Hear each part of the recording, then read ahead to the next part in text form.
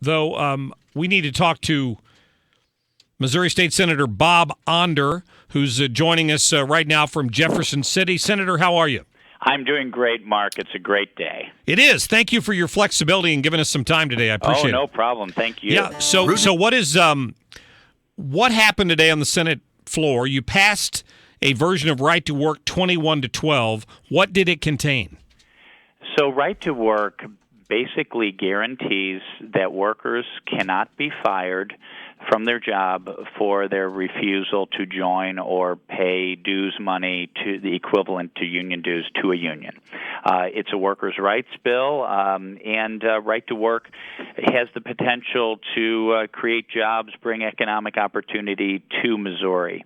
You know, since the end of the Great Recession, Mark, 4 out of 5 jobs in our whole country have been created in right-to-work states. And it is about time Missouri compete with its neighbors. All but Illinois of our neighbors are right-to-work states, and I think this is really a historic moment. Is it the same bill that passed out of your committee?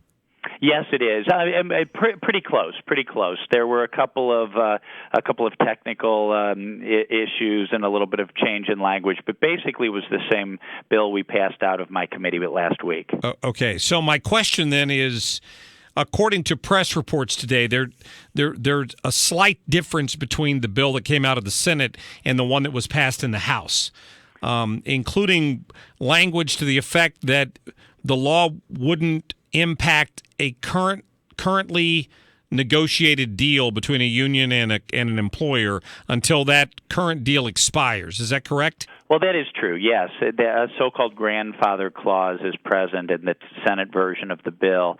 You know, since Oklahoma passed Right to Work in 2001, all the states that have passed Right to Work, including most recently Michigan, Wisconsin, Kentucky a couple of weeks ago, all of those have had grandfathering clauses.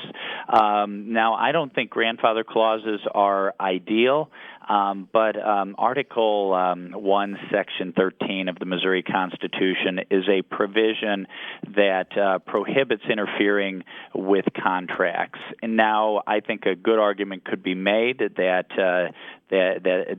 a right-to-work law without grandfathering would still be okay, but it was felt by a lot of the folks involved that the safer way to go, especially given the liberal activist Missouri Supreme Court that we have to deal with, the safer way was to include the grandfather clause. What is the next step? I mean, is there reconciliation, or how do you work out the differences with the House bill? Yeah, what will happen is the Senate bill will go over to the House. It will probably go to committee on Monday, and I would predict that by this time next week, the House will very likely have taken up and passed the Senate bill. It will go to the governor's desk. I suspect within a week or so, Missouri will be the 28th right-to-work state. Wow. Yes. This has moved quickly. Historic. Yeah.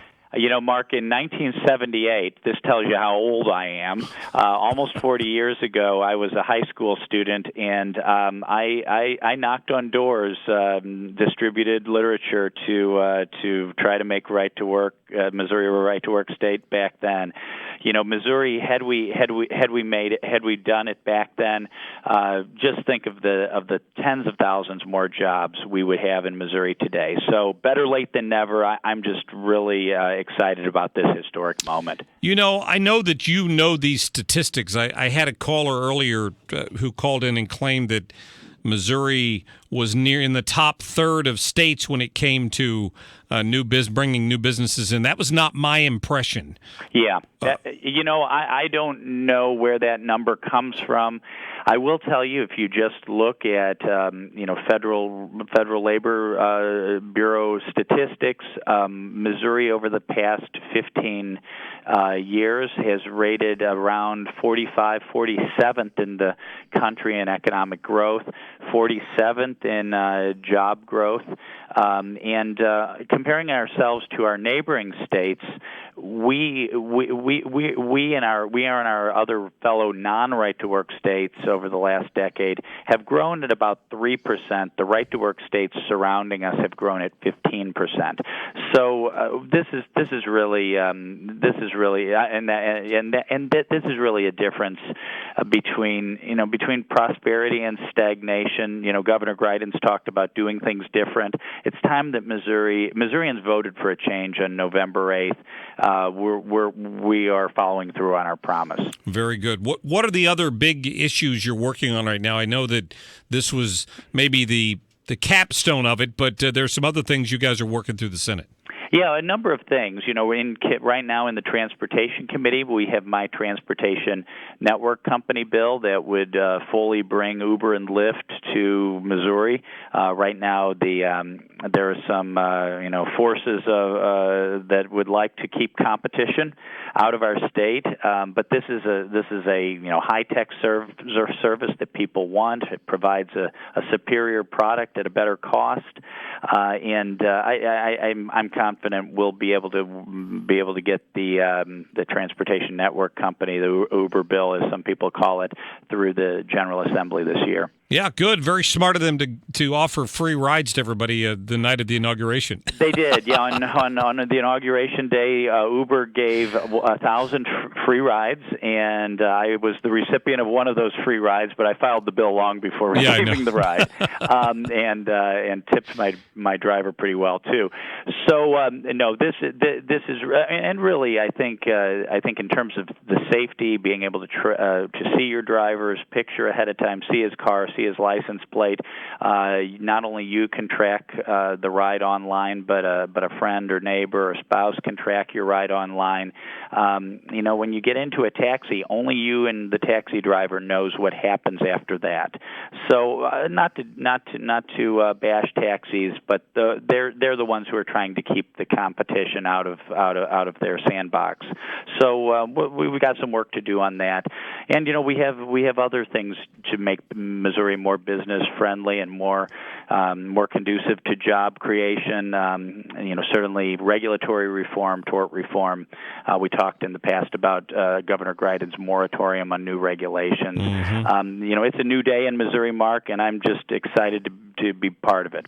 Senator Bob Onder from District 2, thanks for giving us some time this afternoon. Thank you, Mark. Thanks for having me on. Have a great day. Thank you. You too. Yeah, I just wanted to bring people up to date on that. So you heard it straight from the mouth of one of the senators who helped get this bill out of committee. It does have a grandfather clause in it, and he believes that the House will adopt the Senate version of it. So for people who've called in here before and claimed that this was immediately going to wreck whatever deal they've got with their employer, that's not the case. It wouldn't go into effect till after that deal was over, which gives you negotiating power in the next round of negotiations. But you got to have the facts. That's the bottom line, right? You got to have the facts. 3-1